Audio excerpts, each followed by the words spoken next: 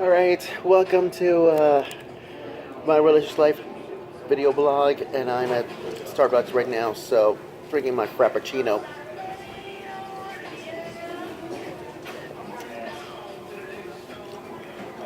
Being outrageous. Cool. Anyways, let's get to Monday, Thursday, shall we? Because Monday, Thursday is the commemoration of the Last Supper. And when Christ lays out his motto for the Eucharist or Holy Communion, because during the meal, Jesus predicts the events that would immediately following his betrayal and the denial of Peter. And remember we talked about his death and resurrection. That was the death and resurrection of Christ. You know what I'm saying? Because in this event, the Last Supper tries to play a different role in commemorational service depending on this denomination. Now try to imagine it for yourself, because in the Holy Church on this day, the private celebration of Mass is forbidden. You know, it has something to do with Chrism Mass for the blessed of the holy oils, and it has something to do with the Dyson bishops, yes, Dyson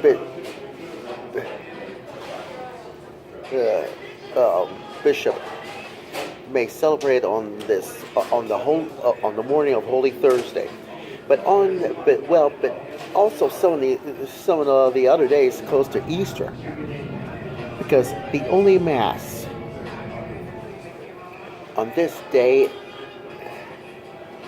is the evening Mass of the Lord's Supper. And you know what? It inaugurates the period of the day of these 3 days. You know why? Because the Easter Triduum that includes Good Friday, which I'll explain this tomorrow, of this very special edition of my religious life video blog. Tomorrow, from the Alicia Music Time blog.weebly.com and youtube.com/AliciaMusic1. So this is what happens. Could be Good Friday, and what about Holy Saturday? That means Easter Vigil. It's gonna be huge. Because Easter Sunday, and it's up to this evening prayer on that day.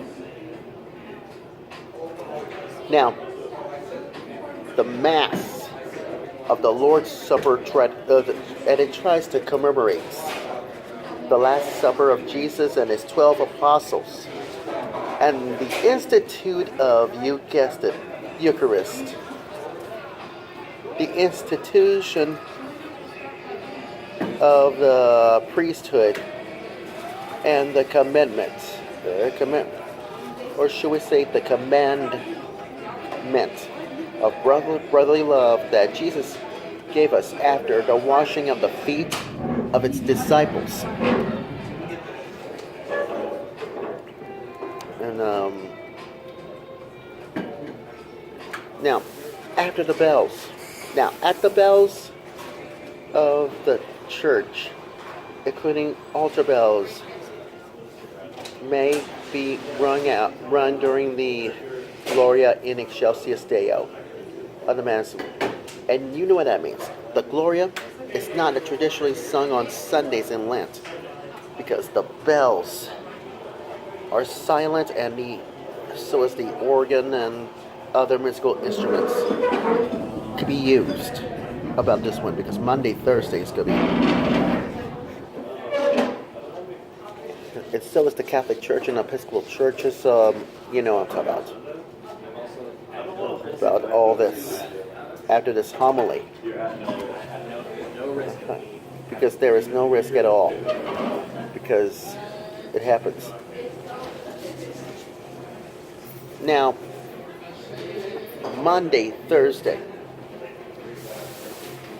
Now, Monday, Thursday is the Christian holy days falling on the Thursday, just before Easter starts. Has something to do with the Last Supper. You know what I'm talking about. With the apostles and the canonical Gospels, and this is what happens. Because this meal is the last time Jesus spends with his disciples, and he tells them what is going to happen. Now, this is the fifth day of Holy Week, which is proceeding after Holy Wednesday or Spy Wednesday. Just before tomorrow's Good Friday. It between this March 19th and April 20th. Could be inclusive for now. But these days on these different days, depending whether the Gregorian and Julian calendar is usually liturgically. So it happens.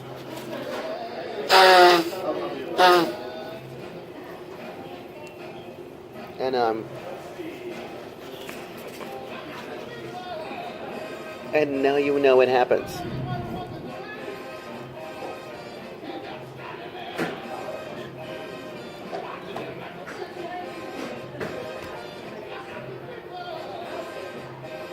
You know,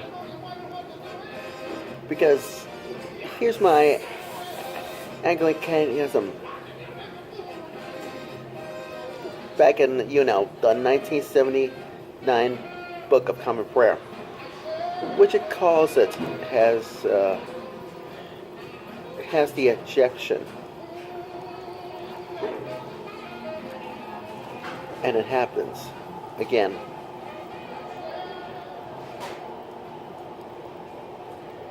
Could be Ascension Day for this one. It really means could be the Thursday of Mysteries. And it has something and the Eastern churches has Julian calendars to celebrate this. It's between April 1st and all that. Because it has something, and because the liturgy held on the evening of Monday, Thursday imitates and initiates the Easter Triduum. That means Triduum. And it could be the Passion, Death, and Resurrection of Christ, which is including Good Friday and Easter Vigil, known as Holy Saturday.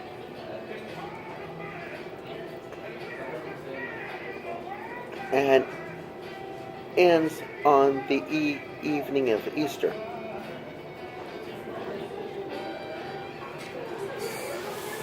So whatever happens to this Jewish tradition, well, I guess it has something to do with it.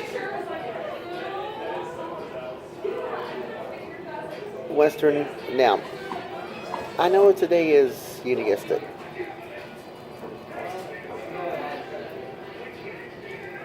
And you know why? Here's my Anglicanism for today. Well, this may be done when the bishop is present in the parish for confirmation. And in many of those dioceses, the consecrated of chrism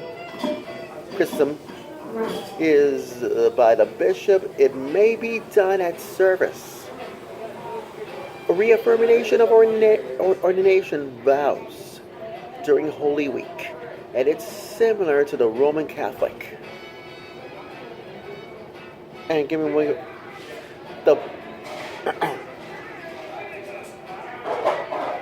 the blessings of the oil, usually throughout the next year, could be so the next year, baptism And in addition, the bishop and the clergy is in attendance of these ordinary of these vows. Because, but who knows? Because in the Western tradition, it could be all a subject.